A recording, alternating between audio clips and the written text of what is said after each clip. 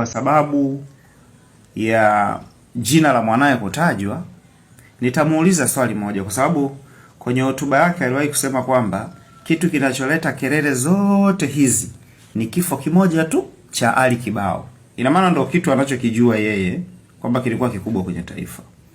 Kwa hiyo naye tutamuuliza kitu kimoja. Unaifikiriaje familia ya Ali Kibao na maumivu walioyapata na ile kesi yake kimya imepotelea hapo?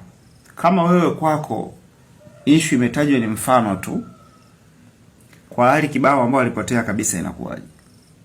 Kwa hiyo unakuja kugundua kuna watu wanamtengenezea fuse huyu mama za kuhakikisha wanamchafua mbele ya wananchi.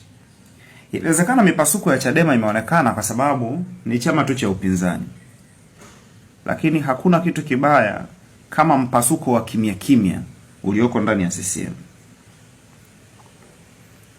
Mpasuko uliojaa unafiki na ushauri mbaya kwa rais.